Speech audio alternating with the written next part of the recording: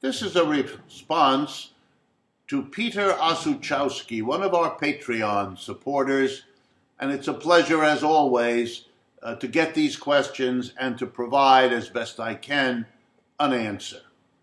Peter asks, quite rightly, about the financing for worker co-ops. To start a worker co-op, and just as much to convert an existing capitalist business into a worker co-op, that requires money. And the question is, where will the money, where will the financing, where will the capital come from if we're going to be pursuing a transition from a capitalist economic system to a democratized enterprise system where the workers themselves own and operate in a democratic way the business of producing goods and services?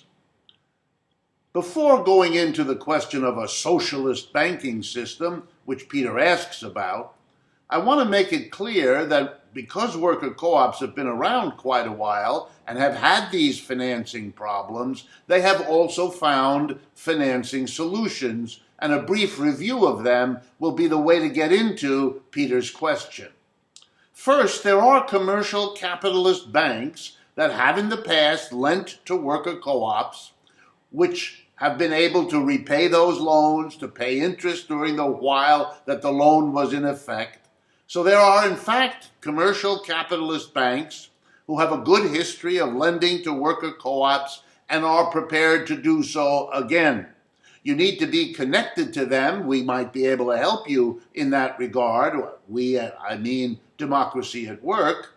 But they exist, and so they can be found. The second thing is to understand that there are diverse sources of capital.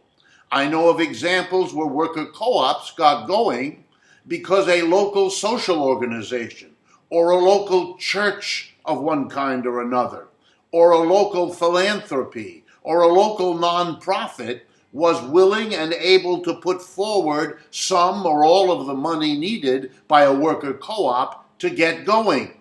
Sometimes that was a grant. Sometimes that was a loan. And sometimes it went to help money put up by the individual workers involved here who were willing to be at least partly the investors in a worker co-op. Then the third, more recent development has been using the internet.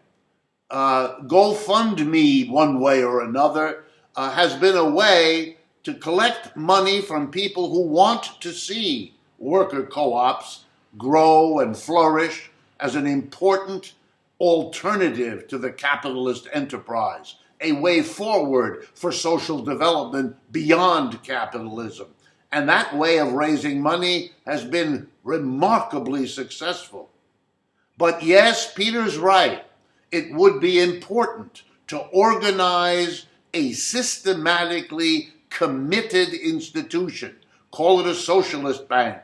Call it a worker co-op bank. It doesn't matter.